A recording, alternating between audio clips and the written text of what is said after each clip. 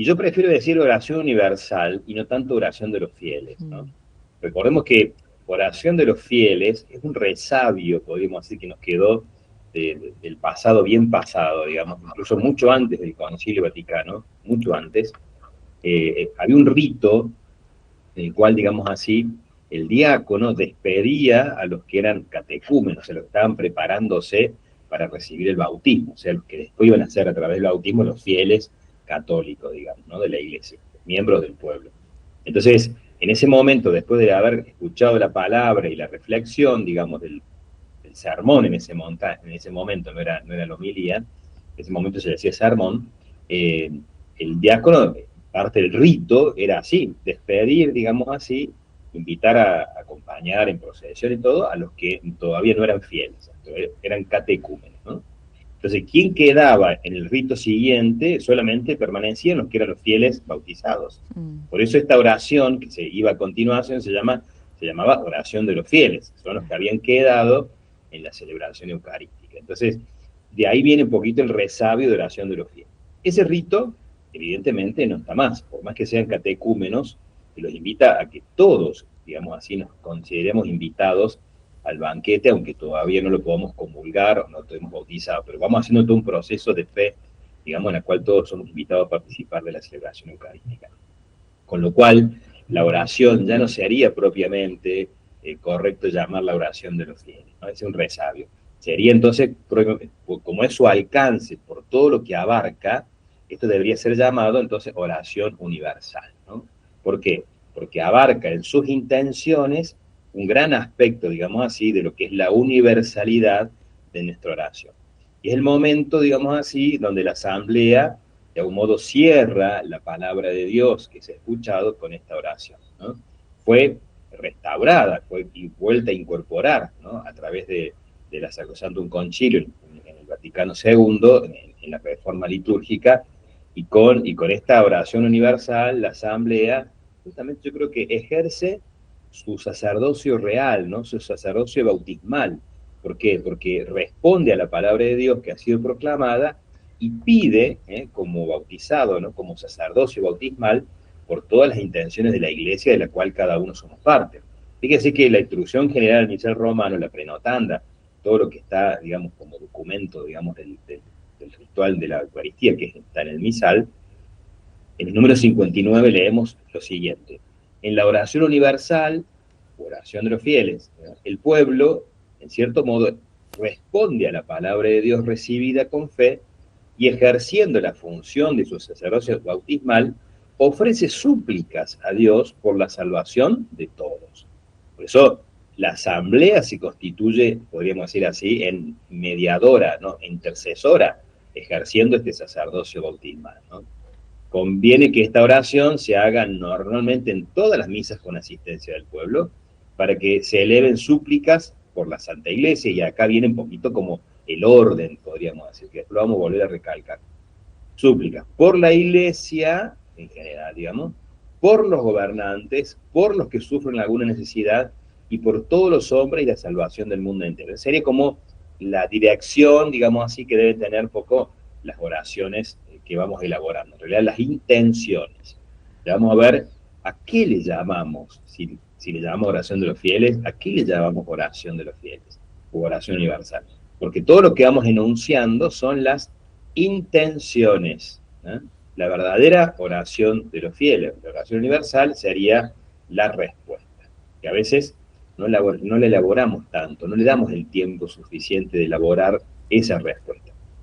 ¿Por qué? Porque la asamblea de los fieles, movida por la palabra de Dios que se ha escuchado, eleva ahora sus súplicas a Dios, ¿no? La oración universal, entonces, es una gran oración, podríamos decir, eclesial, ¿no? Que tiene la misma estructura de la oración colecta, porque si bien la oración colecta son pedacitos más cortitos, pero tiene un oremos, acá el silencio estaría reemplazado por las intenciones, y después cierra el sacerdote con, digamos así como el cierre digamos, de la oración. Entonces, empieza por una invitación a la oración, ocasionalmente un poco más amplia que lo oremos, pero en sustitución de la oración y del silencio está justamente esta intención. Se presentan estas intenciones de toda la asamblea. Si bien lo hace el comentarista o el llamado guionista, pero lo hace en nombre de toda la asamblea.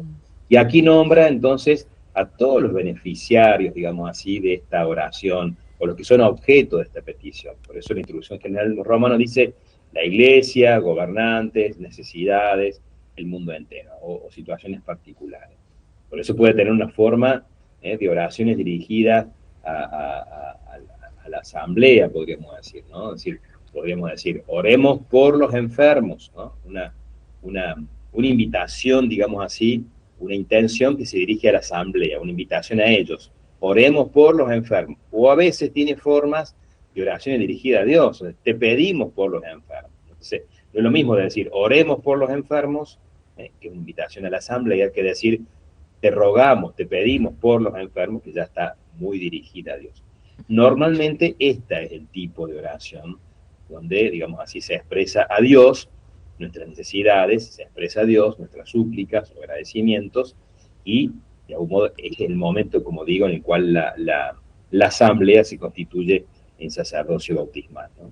Y termina esta estructura con la oración sacerdotal que cierra con el amén de todos, ¿no? Entonces, fíjense que hay una introducción, una invitación y un cierre que es propio del que preside, digamos así, que también lo puede hacer el diácono, por más que esté el obispo, el sacerdote, si hay diácono, lo puede hacer el diácono. Y en el medio, entonces, de esta introducción y este cierre, las intenciones con la oración propiamente de los fieles o la respuesta, como voy a decir. Entonces, a ver, esta estructura sencilla, a veces no es tan fácil darle forma o elaborarla o redactarla, o el modo, como decía recién Adriana, en la oyente, en el audio, cómo hacer para ir respondiendo, o cómo sería la forma más adecuada, que en realidad brota de una especie, podríamos decir así, de sentido común.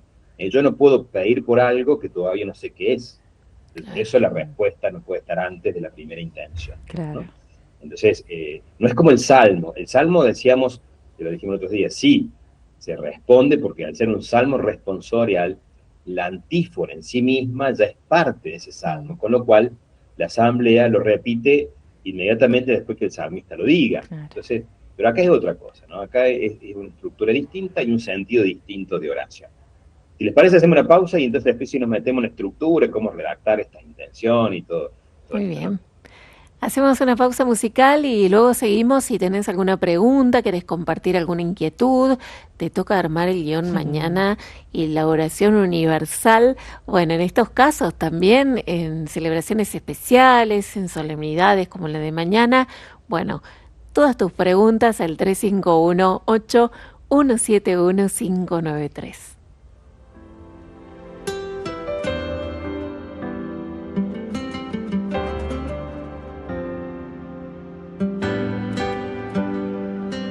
Como nube en el desierto, como fuego por la noche, tú caminas con nosotros, de este pueblo tú eres Dios. Una tierra prometiste, iluminas los senderos, contemplamos hoy la gloria que se manifiesta aquí. Desde el cielo nos enviaste la promesa que da vida, alimento que nos sacia esta hambre y sed de ti. Es la fuente de la gracia, es Jesús Eucaristía, entregado por nosotros como una ofrenda de amor.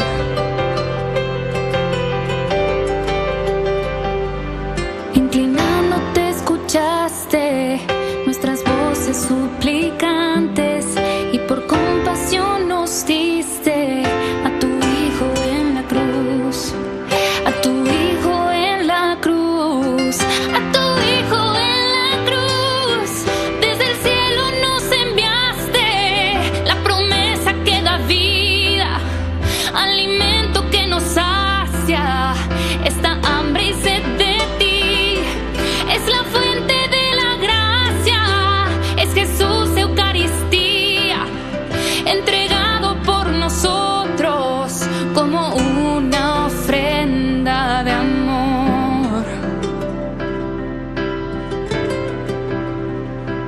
Santo fuerte, Santo inmortal, ten piedad de nosotros, ten piedad.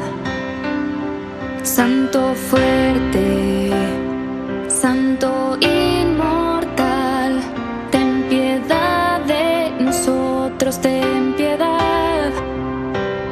Santo fuerte, Santo inmortal, ten piedad de nosotros, ten piedad. Santo fuerte, Santo inmortal, ten piedad de nosotros, ten piedad. Desde el cielo nos enviaste la promesa que da vida, alimento que nos sacia esta hambre y sed de ti. Es la fuente de la gracia, es Jesús Eucaristía, entregado por nosotros como una ofrenda de amor.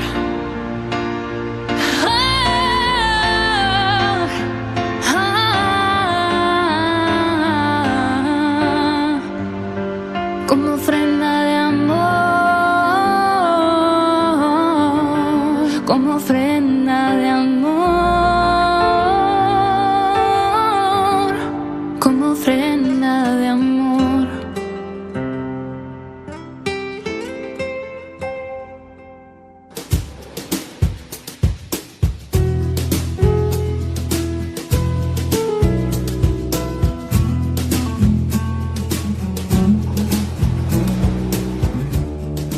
Compartimos hoy un nuevo espacio junto al padre Mario Sánchez en este ciclo. Hablemos de liturgia, aprendiendo hoy específicamente sobre la oración universal, conocida también de manera popular, como nos decía el padre, como la oración de los fieles. Bueno, algunos mensajitos que van llegando, padre, en torno a la aleluya que salió antes de comenzar con el tema de hoy.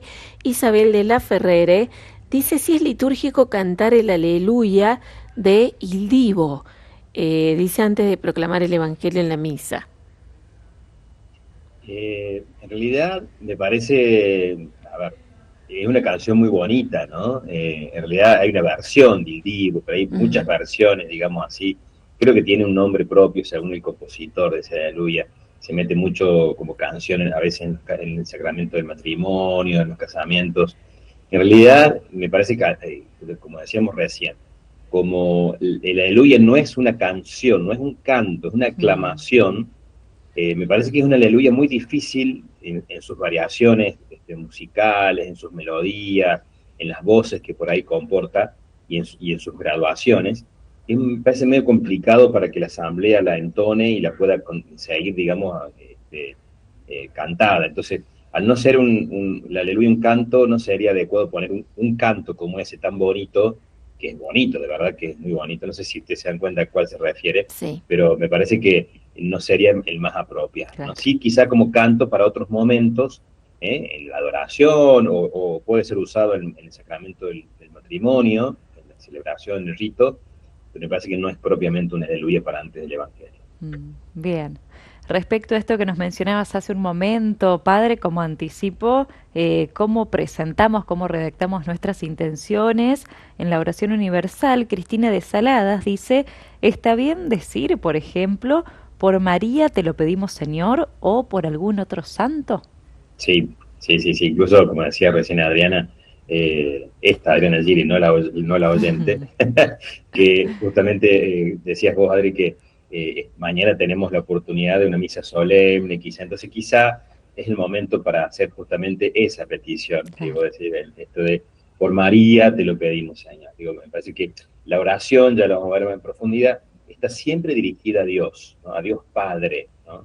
Y María, incluso Jesucristo, son los mediadores de esta oración que le dirigimos como respuesta a la intención formulada, digamos. Entonces, podemos decir, por Jesucristo te lo pedimos, Señor, ese Señor entonces es el Padre, no es el Hijo, o por María, o por intercesión de San Roque, por decir, digo, claro, a ver, siempre son intercesores, está muy bien pedirlo en ese momento.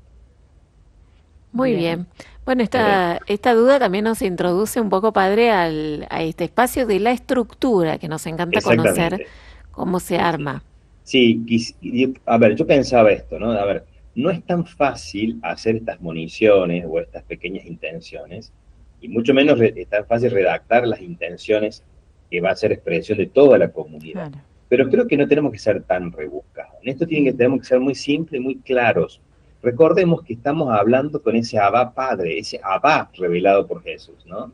Porque a veces hay ciertas palabras que usamos en las intenciones, bastante, yo digo, inteligibles, a veces complicado, un lenguaje tan cargado de adjetivos y de relaciones subordinadas, Mm. eh, y el tono usado muchas veces, que a veces en vez de estar hablándole al Padre, les parece que estamos hablando de una divinidad tan distante y severa que es muy lejos, digamos, de la imagen de Jesús Señor, digamos, el Padre de nuestro Señor Jesucristo que Él nos transmitió. Entonces, ante la digamos, la formulación, digamos, de estas intenciones, sobre todo, y la respuesta también, tenemos que ser muy sencillos, pero bien expresivos de lo que queremos formular. La oración universal de la Asamblea de los Fieles, iluminada justamente por la palabra de Dios que hemos escuchado y a la cual respondemos, pide normalmente por estas intenciones que decíamos recién, ¿no? Es decir, la Iglesia Universal, la Iglesia, digamos, de todo el mundo, la comunidad local, la salvación, los gobernantes, esas son como las direcciones por las cuales vamos yendo en estas intenciones. Entonces, eh, por el horizonte de estas peticiones se la denomina universal, porque abre esta pequeña asamblea a una dimensión verdaderamente católica, es decir, universal, ¿no? Siguiendo justamente las indicaciones, digamos, del concilio que toma justamente la carta de Pablo a Timoteo en el capítulo 2, dice el concilio, citando a Pablo, restablezcase la oración común o universal, dice, después del Evangelio y la homilía, principalmente los domingos, fiestas de preceptos, y acá cita Pablo, fíjense el concilio, en la Sacrosanto Concilio número 53, y para que todos hagan súplicas a Dios, ¿no? Digo, y acá aclara el concilio, por la iglesia, por los gobernantes, por los que sufren cualquier necesidad, y por todos los hombres, y por la salvación del mundo entero. Esto está tomado de la primera carta de Pablo a Timoteo, en el capítulo 2, ¿no? Donde Pablo invita a elevar súplicas a Dios pidiendo por estas intenciones. Entonces, el concilio se hace eco de esta palabra de Pablo y entonces arma, digamos, o invita a que la estructura de esta oración, que es de tipo colecta, porque hay un diálogo, ¿no? Entre el que preside y el que va, y la asamblea que está haciendo justamente su oración, para que Dios escuche, ¿no? Dios Padre escuche esta oración. El que preside, el celebrante que preside, es el que inicia la oración y el que la cierra. Y en el medio, entonces decíamos, está, digamos así, puede estar el diácono o alguna, digamos, guionista, una persona designada para tal momento.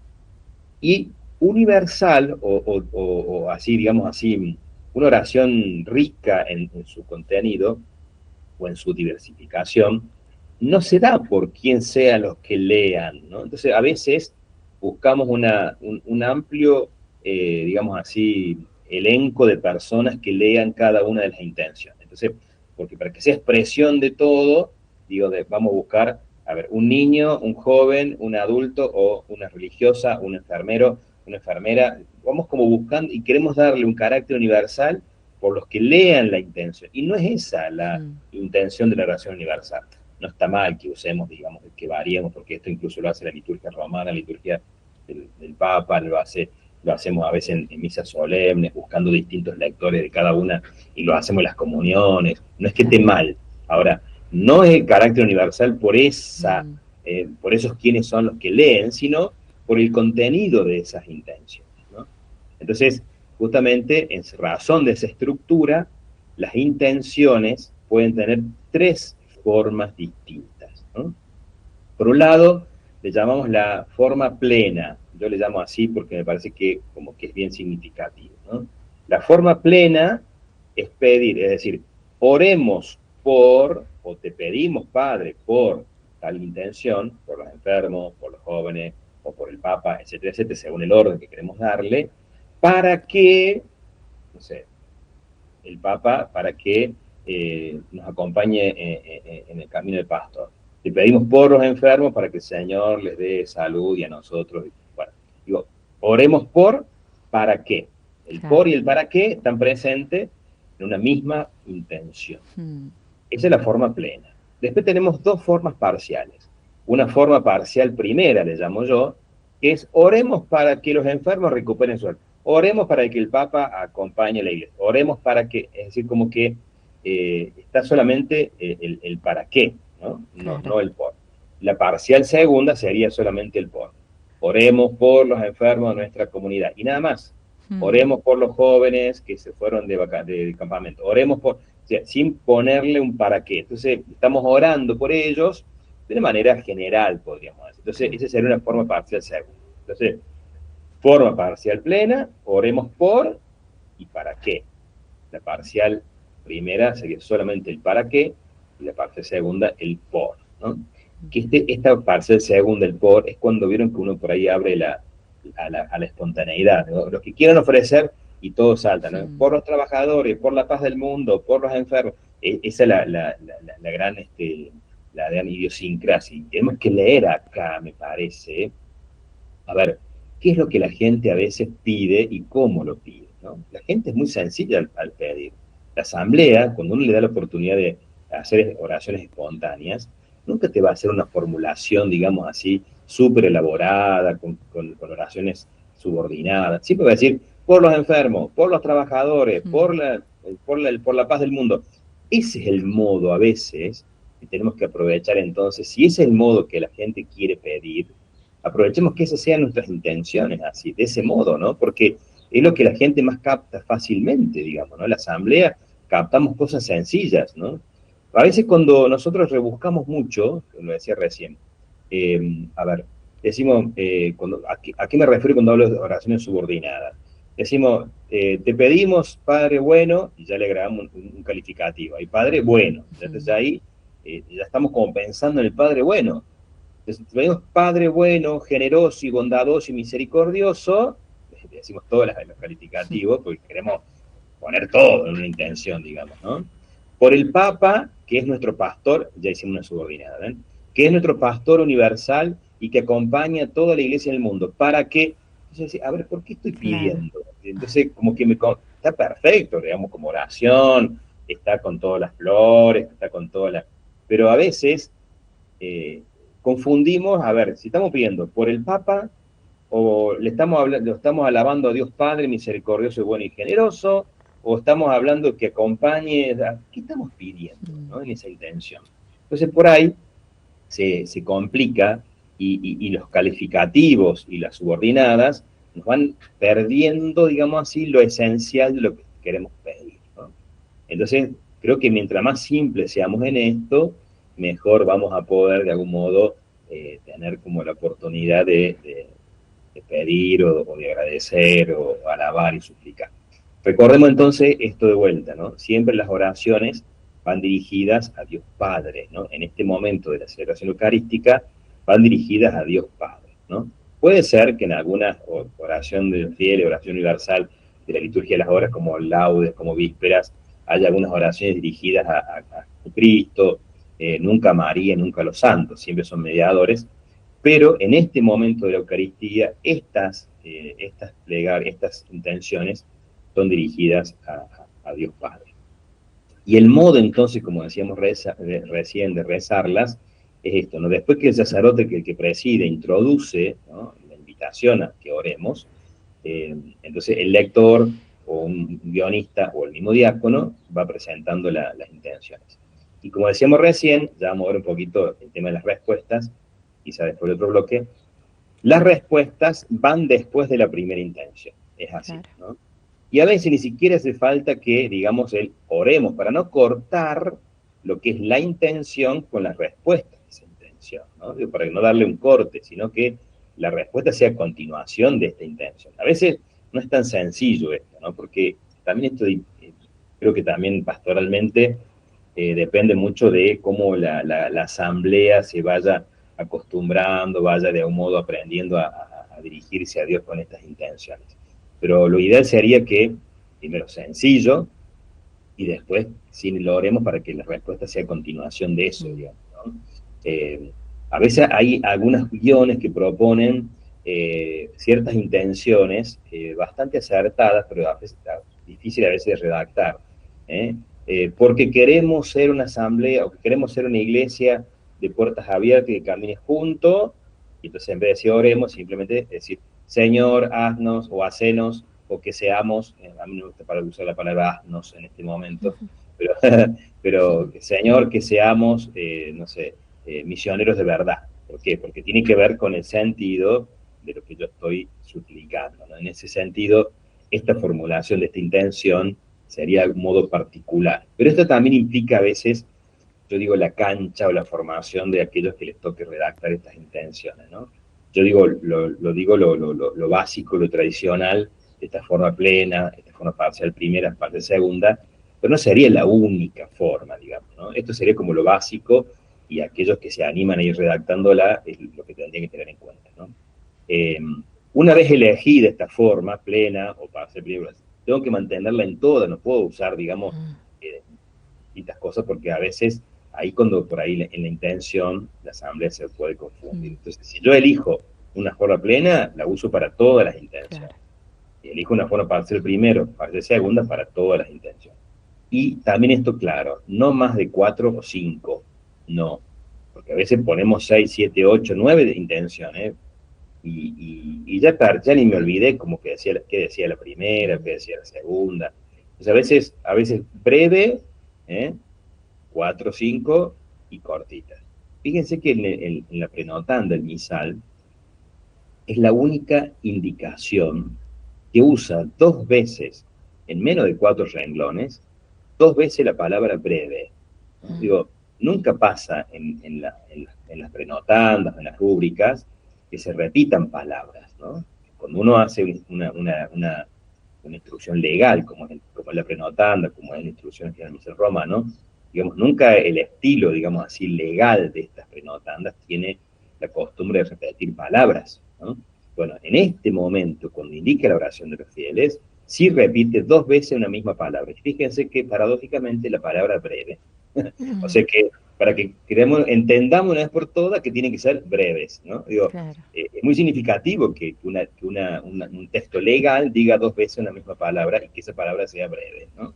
Entonces, como para que no queden dudas, podríamos decir, ¿no? Bien, hacemos una pausita, ¿le parece? Y después vamos con el tema de las respuestas, ¿les parece? Bien. Otro tema para tener en cuenta también, cómo responde entonces la asamblea a esas intenciones. Hacemos otra breve pausa musical y seguimos recibiendo los compartires, preguntas, inquietudes vía WhatsApp al 3518-171-593. Como la luna, de noche en la montaña, de mis hermanos del noroeste es la mirada. Hoy te reconocemos en su honda fortaleza, oro de fe, silenciosa marcha, violín que alienta. Nos dicen que es la iglesia, es como un monte con abundancia de minerales, y que es la Eucaristía, una presencia, memoria y huella en las soledades. Y te reconocemos y cruzamos la puerta de la unidad. Y te reconocemos y en tu mesa partimos Cristo tu pan. Si Argentina comparte el mismo pan.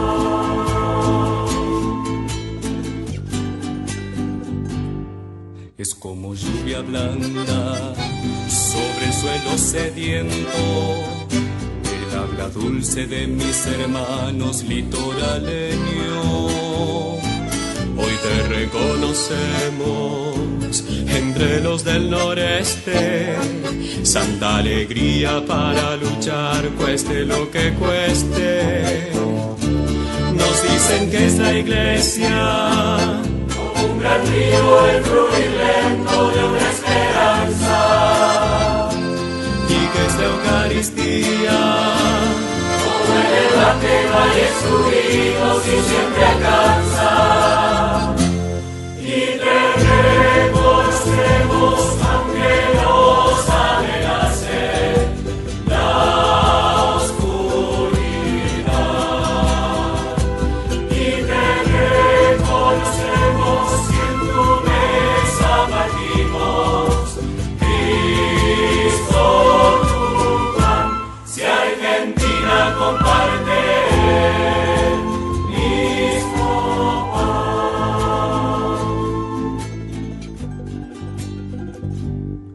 Como un cielo turquesa, limpio sobre los Andes, de mis hermanos cuyanos límpido es el talante.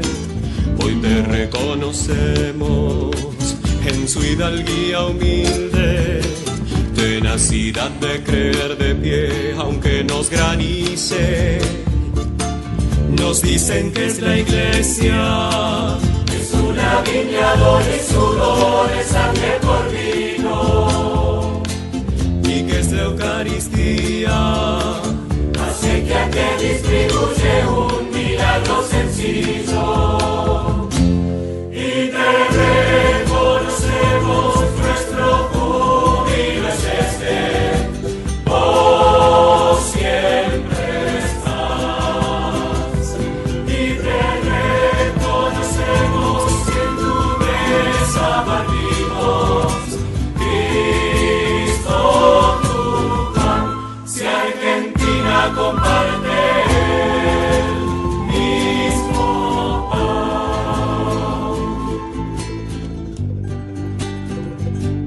Es gaucho el horizonte que un viento fresco aclara, y el gesto llano de los hermanos de nuestras pampas.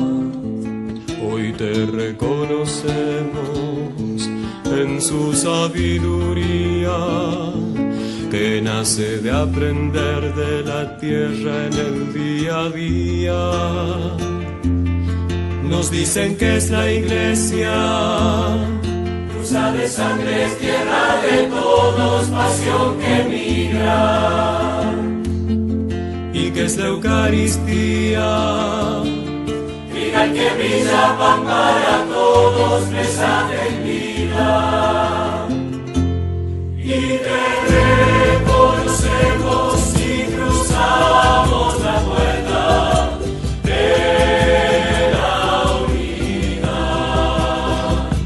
Y te reconocemos si en tu mesa partimos, Cristo. 13:47 en Hablemos de Liturgia, junto al Padre Mario Sánchez, quien es miembro del Secretariado Nacional de Liturgia, párroco en la parroquia Jesús y María de la Ciudad de Jesús María en Córdoba. Estamos compartiendo acerca de la liturgia de la palabra. Seguimos, Padre, esto entre momentos, ¿verdad? Con la oración universal. Exactamente. La liturgia de la palabra va a culminar con esta oración universal. Recordemos que la liturgia de la palabra, decíamos ya desde el primer día, tiene como un ida y vuelta, ¿no? La palabra llega a nosotros a través de las lecturas y de la homilía, y va hacia Dios. Respondemos con la oración del credo, la profesión de fe, y con esta oración universal. Después tenemos tiempo, decimos algo sobre el credo, sobre la profesión de fe. Pero, y con eso concluimos la liturgia de la palabra. Me parece que está bueno también, entonces, recién decíamos el tema de cómo estructurar las intenciones, pero también, y acá me gusta citar siempre a mi gran maestro, el padre José Aldazábal, fundador del CPL, el Centro de Pastoral Litúrgica de Barcelona. Él decía magistralmente, ¿no? Él decía, estas intenciones siempre son dirigidas a Dios Padre, decía él, y ayudan especialmente a recordarle a los fieles de la asamblea las intenciones por las que vale la pena que ore una comunidad cristiana, ¿no? Por lo tanto, no son como una monición, ¿no? Son intenciones. Y ojo, la oración propiamente dicha, siempre recalcaba él, no son las intenciones, sino la respuesta que les da a la comunidad, que se invita a dar la comunidad dirigiendo su oración a Dios. Por eso, elaborar esta respuesta, también tenemos que ser muy cuidadosos, ¿no? Porque a veces lo que decía al principio yo. Nos detenemos mucho en elaborar cuáles van a ser las intenciones, a ver qué ponemos acá, cómo lo ponemos. Y después, ¿cómo? Que se nos acaba el tiempo, y entonces, ¿y qué respondemos? Te lo pedimos, Señor, Claro. o escúchanos, Padre. Y entonces, a lo mejor sí, puede ser esa la respuesta, pero hay que ver si en ese momento es la respuesta que más identifica a esta asamblea, de esta misa, este domingo, en esta comunidad y para este horario, ponele, ¿no? Entonces, la asamblea, justamente para grupos particulares, puede tener ciertas variaciones, pero normalmente una asamblea dominical, una asamblea cotidiana, participa en este momento de pie, diciendo, cantando la invocación, o la respuesta de cada intención. Y por eso decimos siempre que la parte más importante entonces de la oración esta universal es la que responde participando la asamblea. Para que esta participación sea verdaderamente activa, plena, y fructuosa, como dice el concilio, es mejor que se repita siempre después de cada intención y después de la primera, ¿no? Porque justamente si es respuesta a una intención, no tengo que decirla antes de la intención. Primero puede ser, podemos decir así, un modo es una aclamación breve, ¿no? Siempre la misma, por supuesto, para que esto facilite la participación de todos, ¿no? Entonces, puede ser te lo pedimos, Señor, o puede ser algo más pensado, pero no tan largo que sea difícil de recordar, ¿no? Haznos o hacenos, Señor, tus discípulos, o que seamos tus misioneros de verdad. Digo, es como una respuesta que tiene que ver con el tono o la intención de esa misa. Es una aclamación breve, pensada, ¿no? La segunda opción podría ser una oración que sea solamente un silencio, ¿no? Una pausa conveniente de silencio. Y esto quizá no es tan usado, porque como siempre digo yo, le tenemos bastante miedo al silencio, ¿no? Así, a veces nos parece como un bache, ¿no? Por eso, tras la presentación de cada intención, la asamblea simplemente hace un silencio. Y esto que parece que no hay participación activa, ¿no? La gente no hace nada, sin embargo, puede dar justamente una plenitud a la súplica, porque cada uno en su corazón lo expresa en silencio de un modo particular, rico y bien profundo, podríamos decir. Pasa claro que nos hemos enseñado muchas veces a esto, ¿no? Es decir, en un silencio vamos a responder cada uno en su corazón del modo que más nos salga, digamos así, del corazón, pedir a Dios esa intención que le hemos dirigido, ¿no? Entonces, un silencio puede ser también una respuesta interesante, ¿no? En tercer momento, una recitación comunitaria, una súplica un poco más larga, ¿no? A fin de que esta repetición no resulte tan cansadora, quizás es necesario variar la composición y que esto requiere que los fieles tengan un texto en su mano. Al modo, a ver si lo comprendemos mejor, como hacemos a veces en laudes, en víspera, que una primera parte la hace el que guía o el diácono y la segunda parte la hace toda la asamblea, ¿no? Pero para eso necesitamos tener un soporte papel, un soporte, algo que nos ayude a descubrir cuál es la respuesta, porque va a ser una respuesta distinta a cada una de las intenciones. Y esa respuesta también es parte de la intención, ¿no? A ver, supongo que dijéramos, por el Papa, que es el pastor universal de toda la Iglesia. Y todos respondemos para que el Señor nos ayude, bajo su guía, a seguir misionando en la comunidad. Es decir, esa respuesta, que es parte de la digamos así, de la intención, necesita un soporte papel, un soporte, digamos, que la asamblea pueda saber de qué se trata y leerla todo juntos, ¿no? Al modo, como digo, como hacemos las intenciones en laudes o vísperas. Y la última sería como una fusión entre la primera y la segunda, ¿no? Es decir, después de la intención, un silencio mucho más chiquito y después una breve petición, ¿no? Una breve respuesta, podríamos decir, ¿no? Entonces digo, a ver, son variaciones, son formas que nos ayudan siempre un poquito a pensar qué es lo que estamos pidiendo, cuál es nuestra intención y cómo ejercemos ese sacerdocio bautismal. Siempre, vuelvo a repetir, deberá recordarse que se trata de una respuesta, por lo cual no es adecuado que la asamblea, digamos, la formule al inicio, después que se dice a cada intención respondemos tal cosa, o simplemente decir la intención y después respondemos tal cosa, ¿no? Digo, a ver, porque si no queda, como decíamos antes, como si fuera el salmo responsorial, ¿no? corresponde al que preside justamente concluir esta oración de los fieles, que generalmente basta una pequeña intervención al final, como recogiendo esto y ¿no? No hace falta que sea después de cada intención, obviamente, ¿no? Esta oración, digamos así, conclusiva de la oración de los fieles, la oración universal, simplemente pedirá a Dios que escuche con bondad estas súplicas y no mucho más, ¿no? Entonces digo, es muy sencilla este cierre final. Bueno, un poquito esto como para darnos pistas de cómo, y nos toca a veces elaborar un guión o las municiones para las distintas partes de la misa. Y quiero un poquito también, a ver, después de la homilía y antes de la oración universal, está esta pequeña formulación de fe, gran formulación de fe, que es respuesta desde nuestra fe, de nuestra creencia, a todo lo que profesamos y a todo lo que hemos escuchado en la palabra. Y hay dos modos de hacer esta profesión de fe, tres modos en realidad, que muchos se usa, algunas simplemente para el bautismo, para otras celebraciones, como es la pregunta, ¿no? ¿Creen en Dios Padre? Sí, creo. Y esto también está bueno recordar, ahora se dice sí creo en singular, aunque la respuesta esté en plural, la pregunta está en plural, ¿no? ¿Creen en Dios Padre todo? Sí creo, ¿no? No creen, ¿sí? Porque la respuesta es personal, es una respuesta de fe, una adhesión de fe que es personal, ¿no? Aunque se nos haya dirigido una pregunta comunitaria. Es importante quizá ir también renovándolo un poquito. Tiene mucho más sentido que lo que, digamos, que yo diga sí creo como un asentimiento personal, ¿no?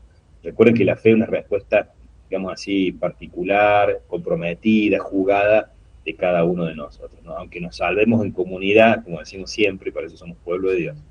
Bueno, el credo en el momento de la misa tiene dos formulaciones, o la que llamamos, digamos así, el credo apostólico, porque tiene 12 formulaciones, era un Dios Padre Todopoderoso, creador del cielo y tierra, creemos en Jesucristo. Bueno, cada una de esas afirmaciones son 12, por eso se llama credo apostólico, ¿no?